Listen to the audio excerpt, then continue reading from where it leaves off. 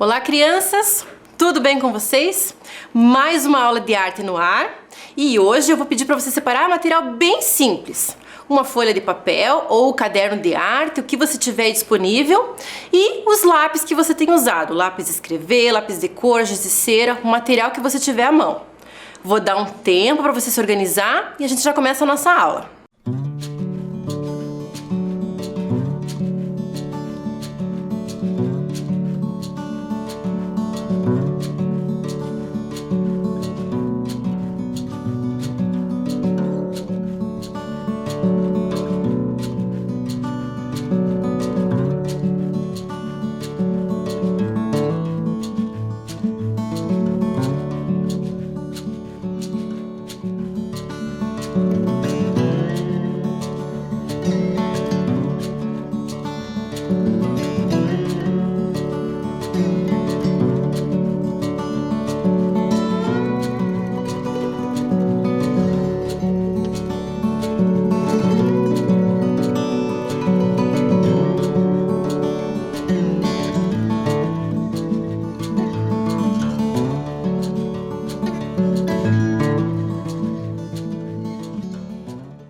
Tudo certo, crianças? Material separado? Então vamos começar. Hoje a gente vai falar sobre um tema que eu gosto bastante, que se chama arte rupestre. Você já ouviu falar nessa palavra rupestre? Talvez já tenha visto em algum livro, já tenha escutado alguém falar? Rupestre, essa palavra é um termo francês, que significa toda a marcação, todo o desenho, todo o traço que é feito em cima de uma rocha, de uma pedra. E pela imagem que vocês estão vendo ali, deve estar dando para imaginar que ali é um espaço fechado, como se fosse uma caverna. É isso mesmo. Essa arte rupestre que a gente vai ver hoje é uma arte que foi produzida no tempo da pré-história. Mas para a gente entender essa pré-história, o que é isso? A gente vai fazer de conta agora que vai entrar numa máquina do tempo. Entra lá, se coloca dentro da máquina do tempo, fecha a porta.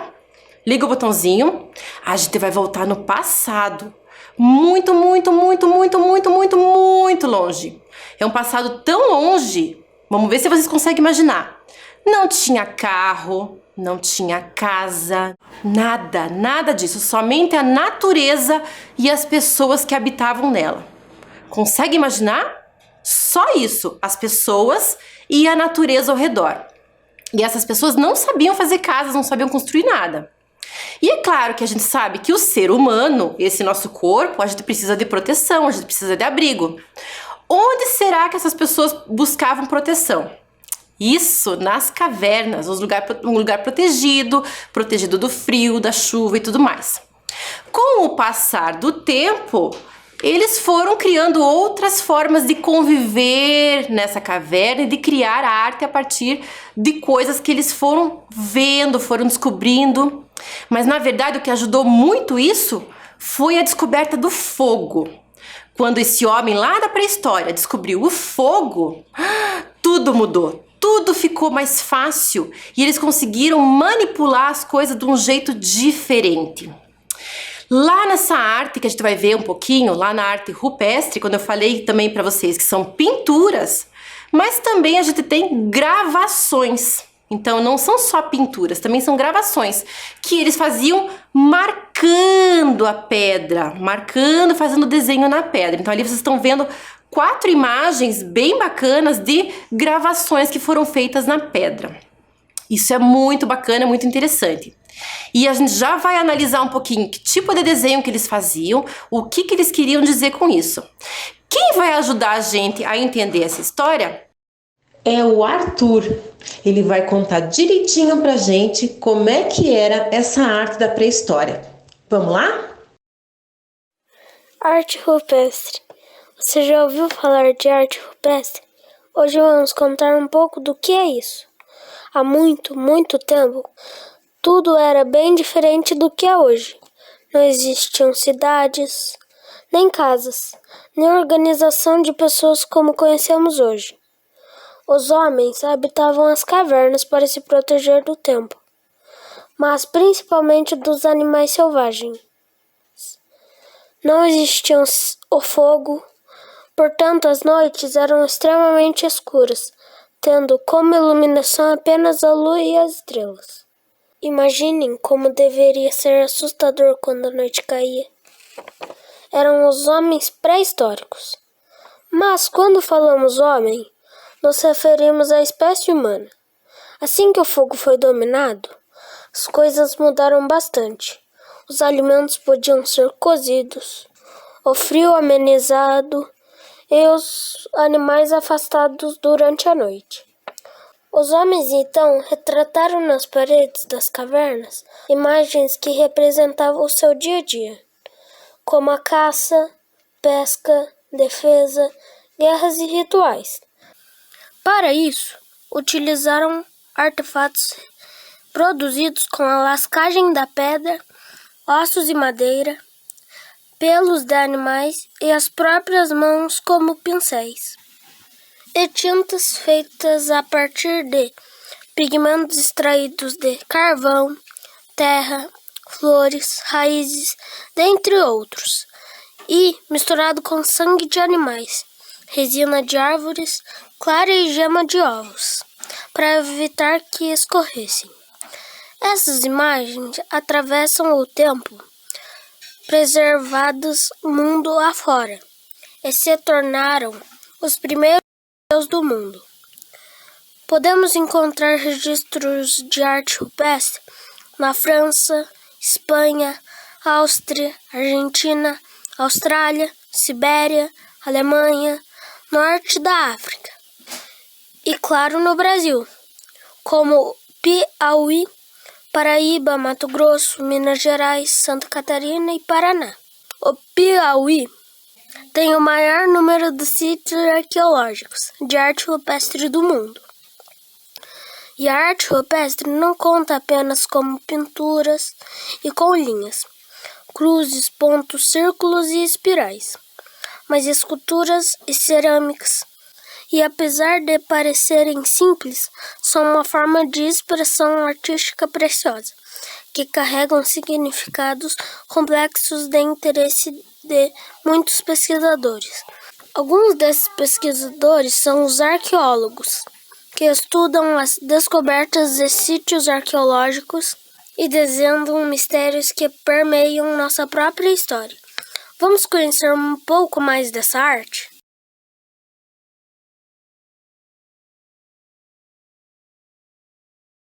Então, não é fascinante isso? Imaginar como é que as coisas aconteciam há muito tempo atrás, há milênios atrás. E como é que o ser humano conseguiu inventar essas formas de pintar, de escrever, de desenhar, de gravar. E por que será que ele fazia isso? Então, quando a gente estuda isso e começa a ver essa arte feita nas paredes das cavernas, a gente consegue perceber o quanto a arte é importante na vida do ser humano, desde a pré-história até os dias de hoje. Vamos entender mais um pouquinho? Então, quando a gente vê essas artes feitas nas cavernas, em várias partes do mundo, a gente consegue perceber alguns grupos de imagens bem divididos. A gente consegue encontrar bastante imagens de pessoas e geralmente eles desenhavam essas pessoas nas suas atividades do dia a dia. O que eram atividades do dia a dia naquela época? O homem da pré-história precisava caçar, precisava desenvolver essas coisas ali pertinho e cuidar da sua família. Então tem muitas cenas de caça que aparecem em vários lugares do mundo. Aparece também muito a representação de animais. Os animais, inclusive, são fantásticos. A gente já vai ver algumas imagens também. E outra coisa muito curiosa que o homem da pré-história já conseguia fazer era arte abstrata. Você sabe o que é arte abstrata?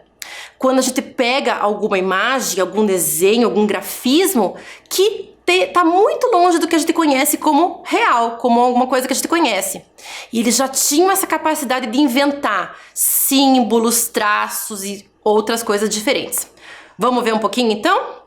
Então aqui eu vou mostrar para vocês, olha lá, como é que eram a representação dos animais. Olha que linda essa foto, que linda essa imagem. Então aqui vocês estão vendo vários animais na mesma parede. Provavelmente eles foram feitos em diferentes momentos, mas ali o artista da pré-história não estava preocupado se estava ocupando o espaço do outro e tudo mais. Para ele, provavelmente tinha uma outra importância, né? Para nós, a gente vê assim e fala, nossa, que bonito. Para ele era importância diferente. Poderia ser para lembrar alguma caça, para planejar alguma caça, podia ser um ritual mágico, a gente não sabe. Tudo são teorias a respeito disso. Mas o que eu quero chamar a atenção para vocês é que como eles conseguiam, lá na pré-história, sem escola de desenho, sem escola de nada, sem lápis, sem nada, como é que eles conseguiam fazer uns desenhos tão bem descritos, bem detalhados. Os animais são feitos muito detalhadamente. Nessa outra imagem aqui, olha que bacana. A gente consegue perceber até o volume do animal. Como é que ele conseguiu fazer isso? Colocando aquela mancha escura na parte de baixo do corpo do animal e na parte de cima também. Olha a riqueza de detalhes, né? O homem da pré-história, sem estudar, né, foi criando, foi desenvolvendo essa habilidade de representar os animais. Aliás, os animais para os homens da pré-história eram muito importantes, porque significavam vida, significavam alimento, significavam tudo que eles precisavam. Para vocês terem uma ideia também, agora vamos ver os grafismos e as formas abstratas. Olha que legal! Então ali nós estamos vendo várias formas, tem círculos, tem quadrados, tem riscos, pontinhos, enfim, eles foram criando símbolos para algumas coisas que eles queriam representar. Talvez era alguma contagem, talvez eles olhassem para o céu e quisessem representar as estrelas. Várias coisas eram possíveis, mas essa capacidade que eles tinham de olhar para uma coisa e abstrair e criar uma imagem diferente, isso sim é muito incrível. Agora, legal mesmo, que chama muita atenção, é o jeito que eles representavam as pessoas. Olha só, será que vocês estão vendo aí o rosto de alguma delas? Mas vocês conseguem identificar que são pessoas? Como que a gente sabe? Porque a gente consegue ver, tem o tronco, tem a parte da cabeça, 2 braços e 2 pernas. É um corpo esquematizado, um corpo estilizado, ele é simples, não tem detalhe nenhum.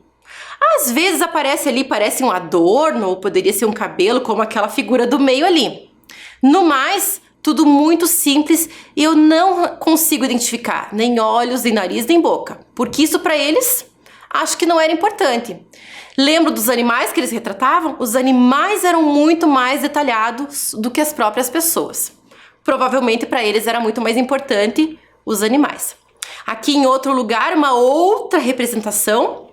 Não sei se vocês conseguem reparar, mas ali já tem uma figura que lembra um cachorro. Será que eles já estavam domesticando os animais? Olha que legal, que bacana. Porque ele está perto ali de 2 crianças e essas 2 crianças parecem que estão brincando.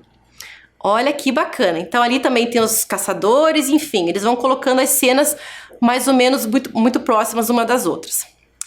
Lembram que eu falei que eles não se preocupavam muito em detalhar as pessoas e detalhar o corpo das pessoas? Mas às vezes eles faziam também umas abstrações, uns esquemas diferentes aí, usando formas geométricas para representar o corpo, como vocês estão vendo ali, ó. Olha que bacana. Então o corpo ali da pessoa alongado, cheio de formas geométricas dentro, os bracinhos para cima, a cabeça a gente não identifica, nem olho, nem nariz, nem boca, as perninhas ali para baixo. Ali aparece algum animal também representado ali, mas ali nesse caso em menor importância. Dá para ver ali que tem 2 pessoas e lá menorzinhas tem outras pessoas também. Não sei se eles estavam preocupados em colocar alguém mais importante do que o outro. De repente esse desenho não foi feito ao mesmo tempo e de repente tem um significado que a gente nunca vai conseguir descobrir. Mas o legal da arte rupestre é justamente essa capacidade de inventar um desenho, de fazer um desenho simplificado e esse desenho mostrar tantas possibilidades, tantas formas diferentes. É muito bonito. Agora vocês devem estar pensando, bom, eles não tinham nem lápis nem nada, o que eles usavam para pintar? Os recursos que eles tinham. Então em cada parte do mundo, alguns lugares tinham mais recursos, outros menos recursos. Eles inventaram ferramentas, inventavam tecnologias diferentes para conseguir fazer esses desenhos nas cavernas. E tem uma coisa muito legal. Tem uma caverna que foi encontrado essas muitas mãos que foram feitas ali em negativo ali na parede. Como é que eles conseguiram fazer esses... Não são bem carimbos, porque o carimbo a gente colocaria a tinta na mão e colocaria na parede. Neste caso, o que eles faziam? Eles colocavam a mão como se fosse um stencil, uma plaquinha, e sopravam a tinta, e quando eles tiravam a mão, ficava a marca da mão. Olha quantas mãos! Acho que tinha muitas pessoas morando nesse mesmo lugar. Uma ideia de identidade, de grupo, de assinatura. Eu acho isso incrível e tem um visual muito bonito. Quem que traz essas informações pra gente? Quem é que descobriu tanta coisa? Quem é que foi lá e fotografou tantas coisas bacanas pra gente conhecer? Porque aqui em Curitiba eu não lembro de nenhuma caverna. Vocês conhecem alguma caverna? Talvez tenha um pouco mais afastada. Aqui no Paraná a gente sabe que tem alguns desenhos da pré-história também. Mas quem traz essas informações pra gente é uma profissão muito importante, muito interessante, que é do arqueólogo. Você já ouviu falar do arqueólogo? É uma profissão bem bacana. É como se fosse um detetive. Um detetive que busca pistas, que busca informação em vestígios, em coisas deixadas pelas civilizações antigas, pelas civilizações que vieram antes da gente. Quanto mais antiga a descoberta que eles fazem, mais incrível é, mais bacana e mais felizes eles ficam. Então ali vocês têm algumas imagens que as descobertas dos arqueólogos podem ser desde um objeto pequenininho, como na primeira imagem, como um objeto imenso. A segunda imagem ali vocês estão vendo uma cabeça enorme encontrada e tem 3 pessoas, 3 arqueólogos ali que estão, tiraram a foto para registrar esse momento da descoberta tão importante. Na imagem do meio vocês estão vendo ali que tem uma demarcação de uma coisa que eles descobriram, que os arqueólogos descobriram.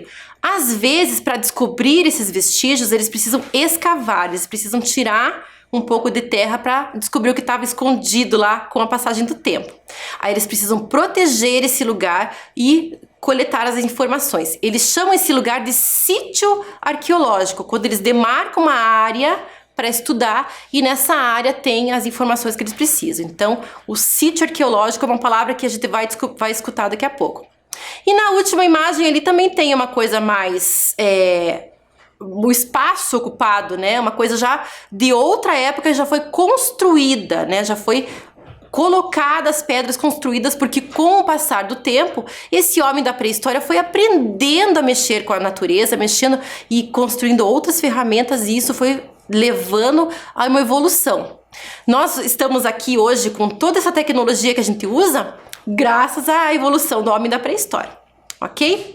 Eu trouxe para vocês conhecerem agora uma das arqueólogas mais importantes aqui do Brasil. O nome dela é Niede Guidon.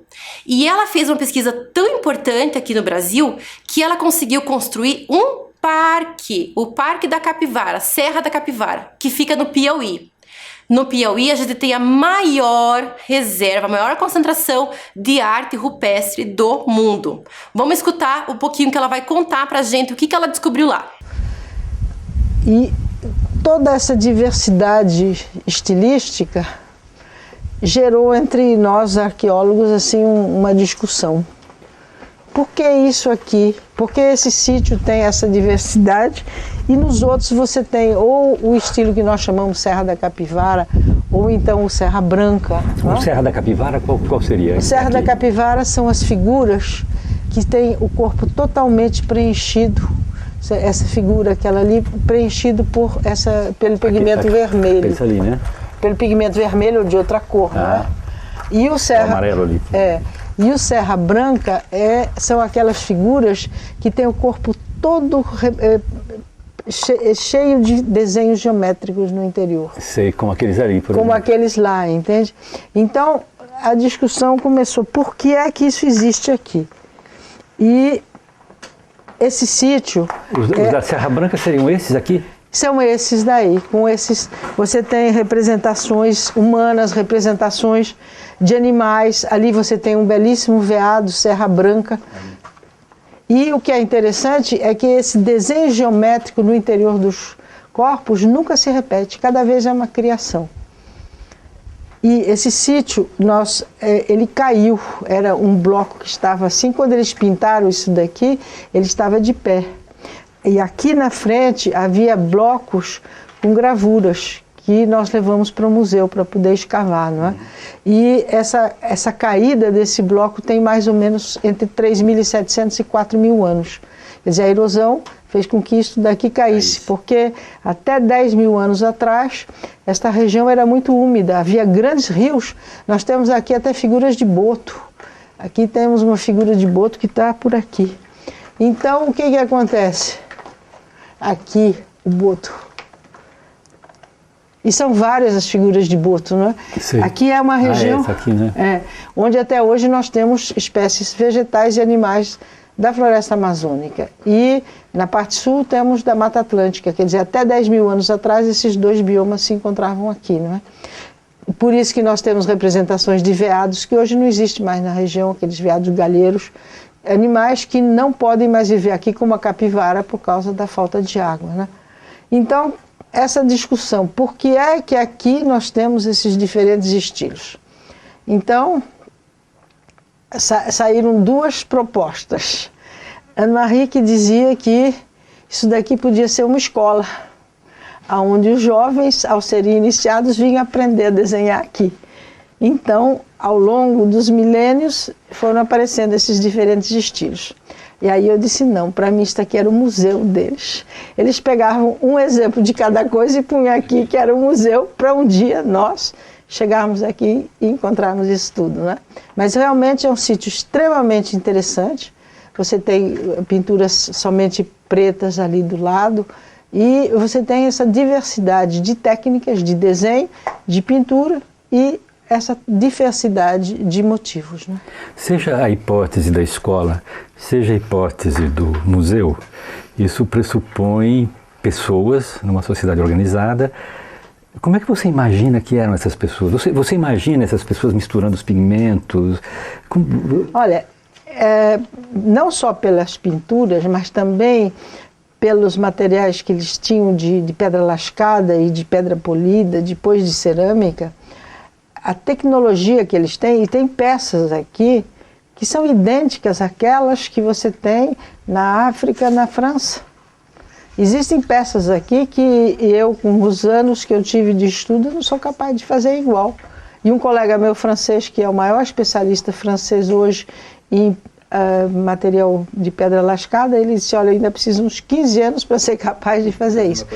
E pelas pinturas, aqui nós temos sítios aí onde você tem, evidentemente, uma técnica de perspectiva, assim, mas fantástica. Eu tenho desenhos de veados que nós chamamos de contorno aberto. Eles fazem com 6 ou 7 traços, eles desenham uma figura de veado completa. E os traços não se tocam, quer dizer, é uma capacidade de desenho fantástica. Eu digo sempre que essas populações eram populações que desenvolveram aqui na região uma grande cultura. Então, o que acharam? É aqui do Brasil, olha que bacana. E vocês viram a paixão que a Niede tem, né, em contar o que ela descobriu nesse sítio arqueológico ali, que é muito importante para a história do Brasil e para a história do mundo todo, né? As figuras ali, o estilo das figuras, como é que o homem da pré-história pintava esse corpo, que pigmentos que ele usava, né, e da onde que tirava esse pigmento. Então é muito rico, é muito bacana. Quando a gente começa a ver essa arte rupestre, a gente viaja no tempo e começa a perceber e imaginar como é que esse homem da pré-história conseguia fazer desenhos tão bonitos e tão detalhados. Espero que vocês tenham gostado assim tanto quanto eu. Então agora eu vou convidar você a pegar o seu material, porque a gente vai fazer a nossa atividade. Vamos lá?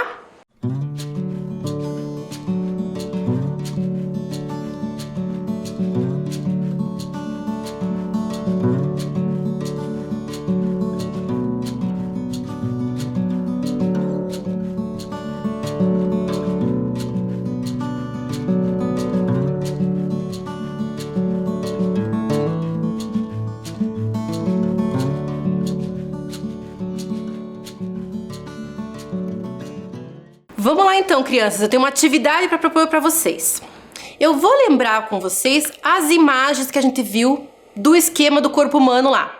Vocês lembram que a gente falou que o homem lá da pré-história desenhava esse corpo, né, de uma forma simplificada, de uma forma estilizada, sem detalhes, sem se preocupar com o rosto.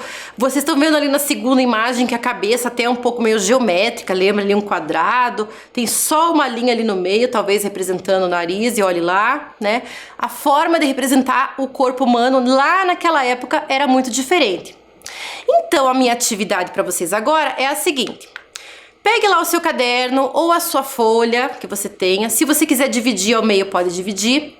De um lado, você vai retratar uma pessoa. Só que é uma pessoa lá da pré-história. Pode ser que você faça um desenho estilizado, talvez você coloque algum outro detalhe, você que vai decidir. E do outro lado, você vai retratar uma pessoa de hoje, uma pessoa atual. E de repente você pode colocar um objeto atual com essa pessoa e um objeto que você acha que o homem da pré-história usava. A gente vai fazer uma comparação dessas duas pessoas. Capricha no desenho, veja quais são as cores que combinam com cada um deles para ficar uma coisa bem bacana, bem interessante. Vamos lá? Capricha!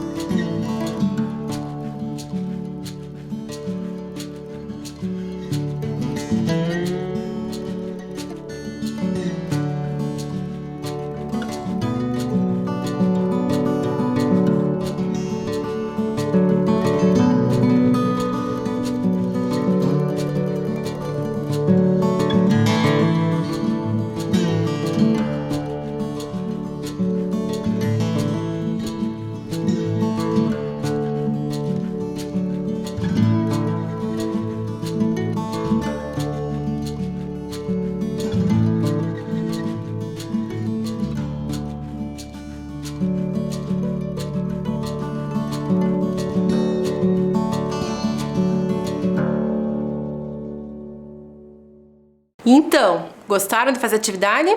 Eu acho que é um assunto bem gostoso, a gente consegue fazer muitos desenhos bem legais.